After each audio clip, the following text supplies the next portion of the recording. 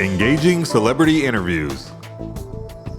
Exciting updates from Christian filmmakers. Movie reviews so you can choose your movies wisely. And so much more here on Faith on Film with Isaac Hernandez and Holly McClure.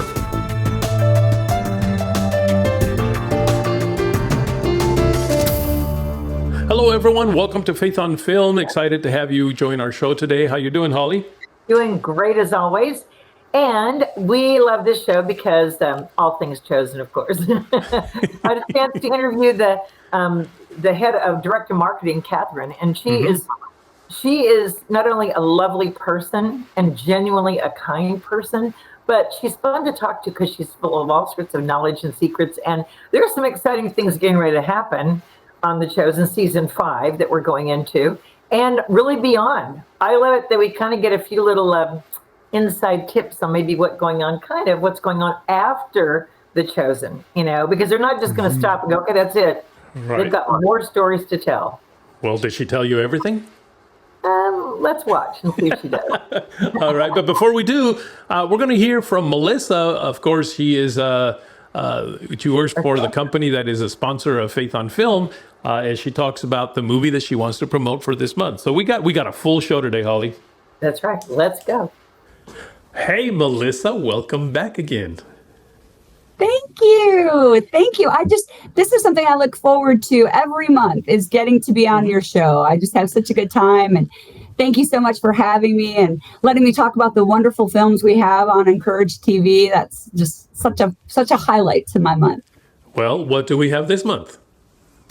Silent Night in Algona. It's a beautiful story. It is based on a true story in Algona, Iowa's history.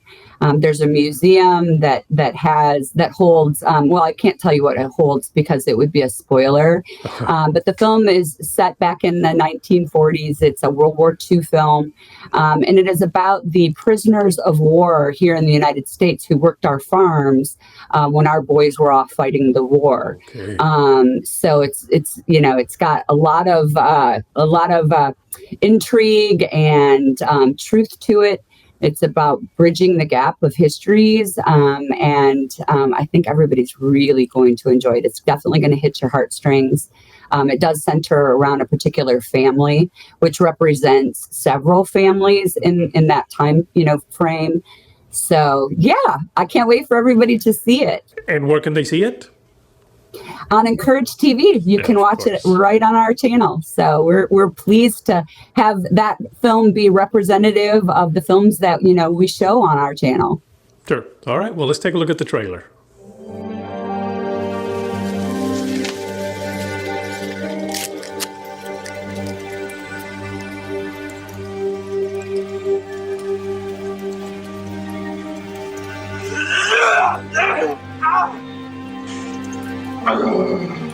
Dad? Praise me, kid.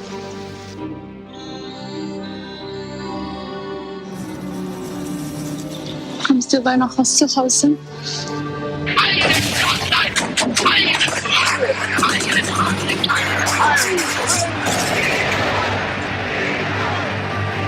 Hello. Welcome to America. If I'm up to something, I know it. We all like you! This Nazi prop sends your grandson to the bottom of the ocean. Tom Barrett, you're coming darn close to crossing the line with me. Whoa. Watch what happens the first time something happens to our families. You actually decided on your own Clara, please. to bring the enemy? Enough! I'm hiring them German boys because we need the help. I've been a bury him! I'm not a traitor! Guys, I'm getting stayed up to go down. Dolly! Dolly!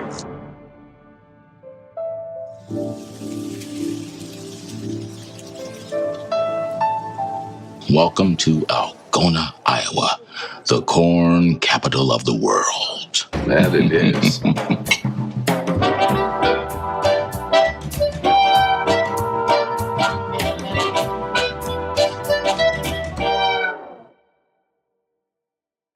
David, welcome back. Man, I just had you on last month, and here you are again. You must be a busy guy. And of course, we have with you today Cassie Dean, who is also working on or is on this film that we're promoting this month called Silent Night in Algona.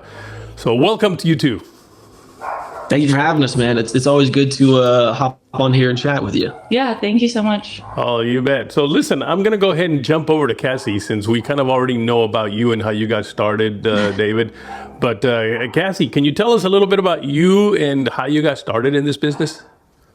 Yeah, so my aunt is an amazing actress, and she actually got me started. I played the younger version of her in a movie, and I fell in love with it. And I was already in art school in Savannah, Georgia, and they have a minor for film acting. So I was like, yeah, this is what I want to do with my life, and started taking classes in it, and yeah, haven't looked back. So David, tell me a little bit about Silent Night in Algona. What's this movie about? You know, it's a period piece about the 1940s, yeah, and it's a sort of a story about not judging a book by its cover, really, loosely based on true events, but essentially in the 1940s, after World War II, a lot of German POWs were taken and put in these small towns all across the United States, and put to work to like help bring back these farm communities and things that may have been damaged through the men being away from war. And so this is sort of an isolation of that sort of macro event where you find you follow this family that's being affected by these events, and it's just a beautiful story about how some of these guys that came over, obviously Nazis, bad people, but not all the people that were taken in as POWs were actually believing in that ideology. And so that they were just they were following their orders, or they were going to be put to death. So these guys come over and they get a second chance, and it's about this community sort of either embracing them or not. And sorry, that's our cat. Hey, Sissy, you gonna not do that? You got your cat over there. I got my dog over here barking. Man, this is great. Pets just don't know whenever we're doing things that are important. But yeah, it's a beautiful story about love and not judging book by its cover, and people overcoming incredible trials in the midst of uncertain circumstances.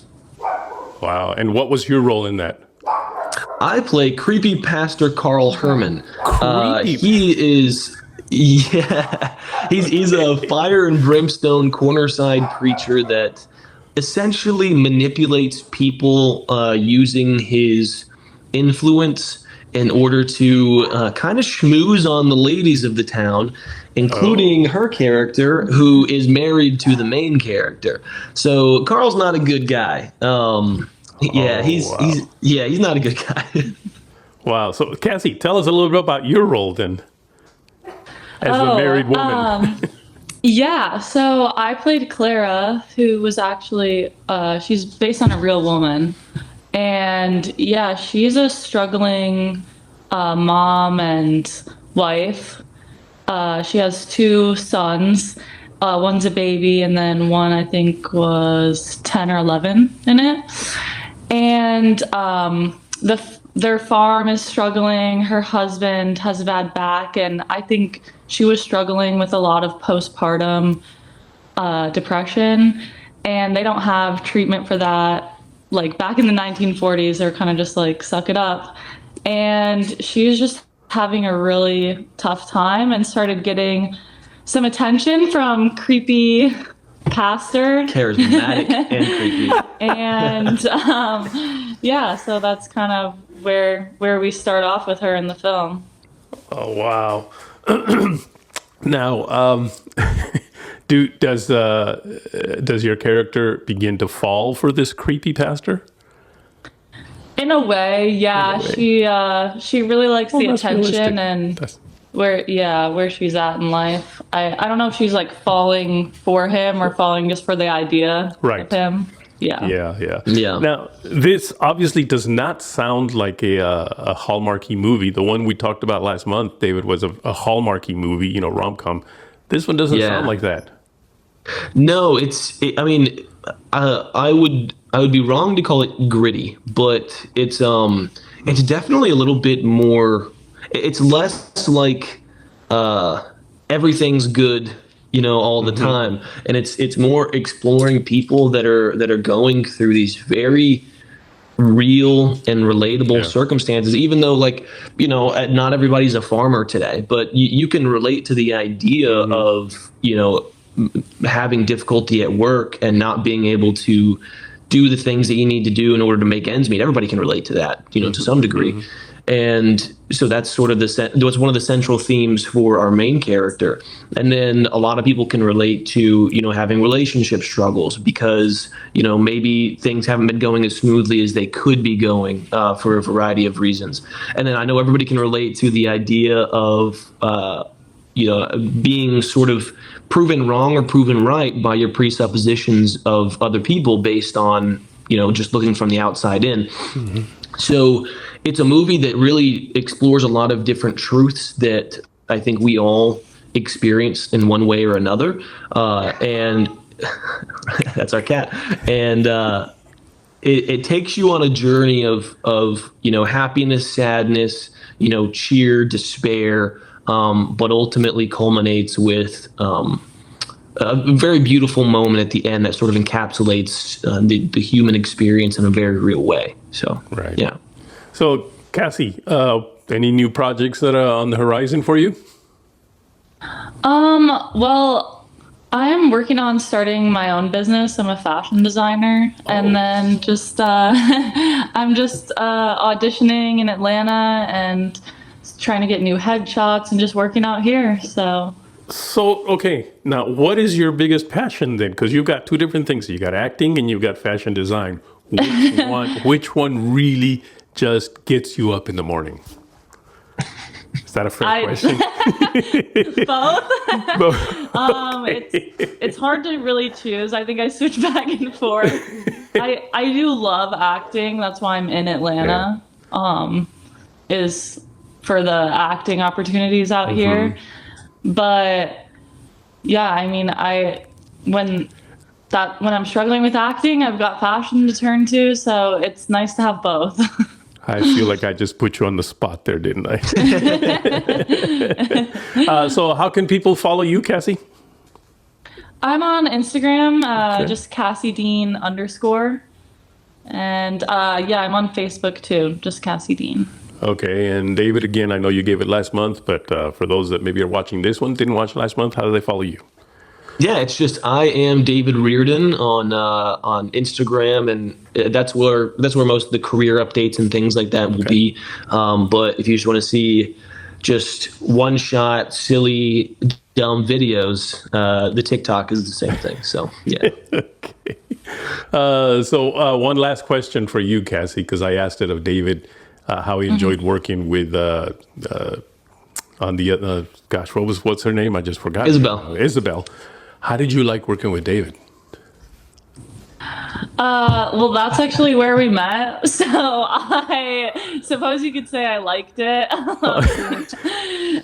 She doesn't sound that sure, David. I suppose I can say we like it. No, it's amazing working with him. He's an amazing actor. That's wonderful. And he's been doing it longer than me, so definitely can learn from him, and he's amazing to work with. She's being modest. She has the ability to tap into like deep emotions to a degree that I don't know if I've ever seen. So she is being humble right now. She's incredible, and if you guys haven't seen it, you need to go check it out because like she's awesome. Silent Night in Algona, available on Encourage TV, folks. Well, guys, thank you so much for being with us today. Yeah. Thank you. Thank you for having us, man. It's always a pleasure. Katherine, always a joy to speak with you. We have several times before, and it's like, hey, sister, you get to see a sister friend, you know what I mean? So it's fun to see you again. But how exciting to be here and be promoting season 4. Are they even more excited now for what's happening, what's going on? I think this season has just emotionally taken people on such a ride. Everything is so elevated in terms of production value, and that people are just, even I as a fan first am going, what is happening? Like this is it's a different Chosen, the same Chosen, but a different Chosen. There's such a different intentionality that I've never experienced before as a fan of the Chosen first. So that's really fun to see. I have seen the episodes 1, 2, 3, 4, 5, 6, right? Yes. And there are more to come and still more being released. And I have to say, because we're not going to spoil it for people who haven't, but take tissue, take Kleenex. Lots of tissue. Lots of tissue. And even the moments you don't think hit me, even there's some sweet little moments. I won't give away who, but there's a scene where Jesus is standing watching oil being pressed, and he's watching the stones being piled on and the oil being pressed, and his face captures how he's being pressed, and someone comes up and just hugs him, and I started crying. I'm like, oh, I would hug you too. It's like, it was like little things like that, that hit you. So, oh my gosh, this season's powerful. It's extraordinarily powerful, and there was this line, and it's in the trailer, so I'm not giving anything away, but Jesus is talking to his mother, just, kind of processing,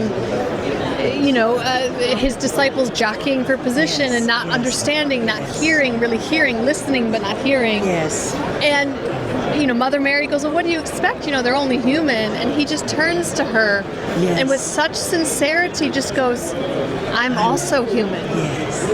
And I don't think I fully understood until this season the humanity of Jesus and what that must have been like. I felt like Dallas and the writers have scripted that so beautifully this season. Yes. And of course, Jonathan is just another level this season. Yes. No, you're so right though. They've made his emotions more tangible. Yes. Like, you understand why he's getting frustrated. You understand why he's irritated. He knows there's a time limit, and he's like, he's got limited time, and they're not getting it. Like, you're not getting it. Just so many things. And Scripture comes alive. They were standing in front of the gates of hell. The Scripture that says the gates of hell can't and he goes into the Scripture, and I'm like, of course, that makes sense, because you think in your mind gates of hell and hell, but you have to remember how the Bible was written and the allegories. Anyway, fascinating. I love what they're doing with it. Okay, you guys are getting ready to do season 5. So we're getting ready to start filming season 5 on April 11th. Okay. We'll start filming, and this is really fun. April 15th to May 3rd, it's Holy Week. We'll be filming, and we'll have 600 and more extras every single day for 15 days straight. Oh, wow. So we have fans of The Chosen coming in as extras from all over the world to film with us for 3 weeks. Oh, wow. So we opened up several thousand spots. They went in like 36 hours, of course, something like that. Yes. Our fans are amazing. Yes. So I can't wait to be with them on the ground. So how many extras are you going to have? So it will be 600 a day over 15 days. 600 a day? So I think that's 9,000 needed total. So, but on average, we'll have probably about 3,000, because a lot of them will stay for multiple days. Where are you going to put all those people in Midlothian, Texas? They're grown adults housing themselves, figuring it out. Thank you to our amazing fans. But we will feed them, we will celebrate them, and we'll have some fun surprises for them when they're on the ground with us. How fun. I admire where Dallas and Chad and the executive producers and the writing team, to name them all, the people that are telling where they started at Capernaum, which of course is the love in my heart, and that season 1, and I was talking about someone this the other day, to see where they've come in 4 seasons, and if you see the set, if you ever get a chance to go to Midlothian and see the set, it blows my mind. And even though I've been there, I've seen where they've expanded onto it and stuff. But it is amazing to see the growth and potential. And what is their vision for even beyond? Because you're not just going to go 7 seasons and go, well, that was a good run. I just can't imagine doing that. We can't announce anything yet, but I can only promise you that we're diligent about pursuing what God wants us to do next. Well, I thought Dallas said something. I read something in press where he had let a little something out about he planned to do. Come on. He did. I just read it somewhere. I read it. There's some projects we may or may not be, huddling around. I was like, oh, he said it. All right. He definitely has hinted. Yeah. So you're very wise and astute, Holly. I do my research. I read everything about it. So there might be something coming. It's Dallas's beautiful story to tell, mine to support.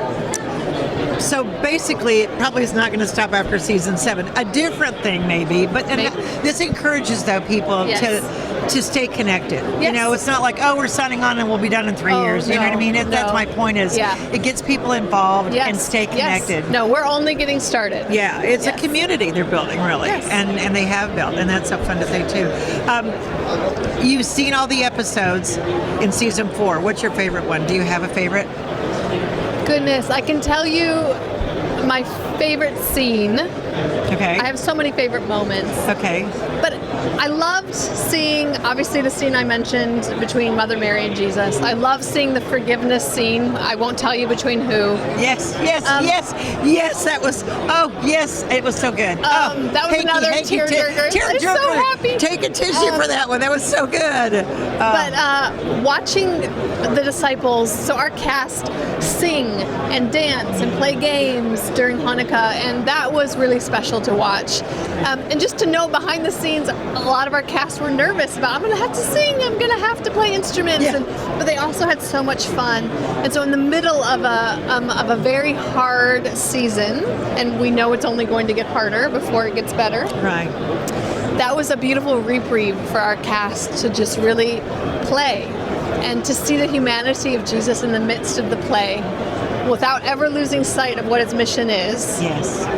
That is woven so, in my opinion, as a fan, perfectly through season 4. So as a fan, it's not any specific scene, it's just that woven storyline of the humanity, the playfulness within real life. And Mary and Martha and Lazarus come into it, so we're all familiar with that. And I love how they did that scene. And John the Baptist. And I mean, so many moments. I mean, you know, I will say this is my favorite. It's my favorite season yet. I will go on record saying I want to. Although the last show of season 3, which I'm not spoiling, you should have watched it by now, when they're on the boat in the water and Jesus reaches in and gets Peter, and the line, you know, that had me. I was in tears. And then even Peter, now we can call him Peter. Wink, wink.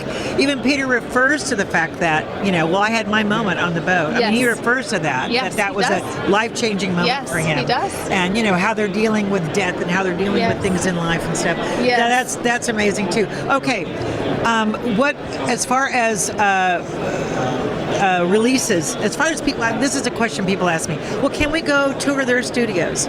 Do you have tours at Midlothian? And yes or not? Not yet. Not yet. Okay. It's something that we're eager to do and find a way forward. But people have asked, and I'm like, I don't think that they do that because not yet. They have to keep filming. Yeah, because we're still a very small team that's trying to produce The Chosen and make it, and so we have all these amazing ideas and desires, but we'll get there eventually. Please be patient with us. But yeah, that's the hope. Okay, now, did The Chosen win an award recently? I thought they did. I thought they were up for some kind of a... We've won a few. A Grammy or something. They were not Grammy. Some kind of I thought they were up for a Golden Globe or some kind of award for... Maybe they're not. But I was reading where they were saying for production-wise, maybe they're considered. No. Probably not, but they should be. Yes. You heard it from her, folks. No, but they should be. This, you know what? This was the article. There was an article I was reading, and they were saying how things that are well-produced and doing well, like there's shows that have been nominated for Golden Globes and other shows that are doing less in audience participation and watching and are winning awards, and they're snubbing Christians because it's Christian, you know? Yes. But I saw Jonathan on Fox. I saw Jonathan on The View. I saw Jonathan. So look at where he's being accepted in for media.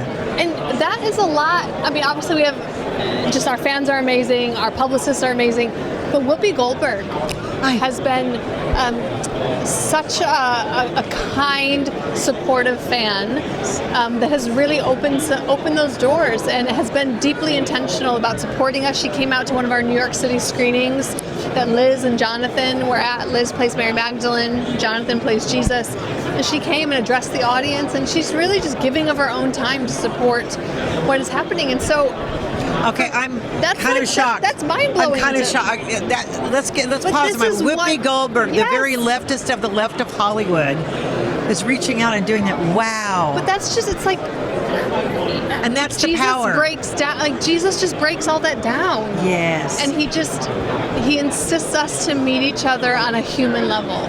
Like that's just what he does. And you saw Joy go, well, I'm kind of nervous being next to Jesus. I really enjoyed watching all that. It was the most beautiful interview. I just felt like it was friends having coffee together and no other agenda from any side. Yes. And so Jonathan did an amazing job. Didn't he? He is skilled at handling that, isn't he? He's just But so he's skilled. so sincere about it. Like the same Jonathan that sat there at that table is the same Jonathan I encounter over dinner on set. And it's fantastic. Yeah, and I'm so proud of him. Like I said, he on the on the Super Bowl, you're watching him. Anyway, it's been great. Well, I'm excited. We're excited for season 5 and season 4 right now. Okay, when will it be available on the app? So we are figuring that out now. Okay. As we speak. So we'll be in theaters for a couple more weeks, and then our desperation is to get it to fans and not hold it back at all. So we're hopeful that we'll be able to announce a date very soon. We're going to release a new app, so just the technology needs to be ready for us to be able to do all that. Yeah, well, it'll be the Chosen app. It's just bigger and better. Really? Yeah. Okay, well, we can look forward to that. That's kind of exciting. All right. But thank you so much for the time. Thank you for coming and sharing with us on Faith on Film what's going on. We really appreciate you. Love you guys and support you. And I want to come. I want to come to see the set. I want to come visit soon. Oh, yes. Please come. We'll hang out. Okay. Thanks. That was a fun show, wasn't it? It was fun, and she is so informative, like I said. What's interesting is they're going to have 600 extras for like 10 days up in Utah to film scenes for season 5. And they put the word out on, social media on their sites that they wanted extras, which you have to pay to be an extra. Okay. They take money in to be on their set. That's just the way they did it for the Feeding of 5,000. That's the way they're doing it. It was $999, almost $1,000 for the Feeding at the 5,000. I think someone said it's like $400 for this one, but it's in Utah. So you got to go to Utah and spend 10 days on their sets up there. It's not the one in Midlothian, which I thought was interesting. But they said already filled up. Already people excited to be those extras for 10 days. So it'll be interesting to see what scenes that is in season 5 anyway. Yeah, and you know what? That's a very interesting way of funding the show, isn't it? Yes, it is. It is. Come and see, which is the ones that take the funding in and then they match it. So whatever funding comes in for things like that, then they match the funding. Which, it works for them. That's what they're doing now. But I thought that was interesting. Great. I think so. Hey, you think maybe somebody would pay something to come and watch us do our show? Never mind. I wouldn't throw that out. Well, hey, that's the end of it. Watching it all to begin with. Hey, thank you guys for watching and supporting us. We appreciate your support. Big time. We do. And we appreciate you going to YouTube and subscribing and liking us because it counts on there as well. So thank you for doing that. That's right. Just go to youtube.com/@FaithOnFilmTV. Alrighty. Yep. See you all next week. Blessings. Write to us at faithonfilmtv@gmail.com. That's faithonfilmtv@gmail.com. Follow us on Facebook, Instagram, and Twitter at Faith on Film TV. Also, go to our YouTube channel, Faith on Film TV, and hit the subscribe button and the bell for notifications on our latest Faith on Film shows.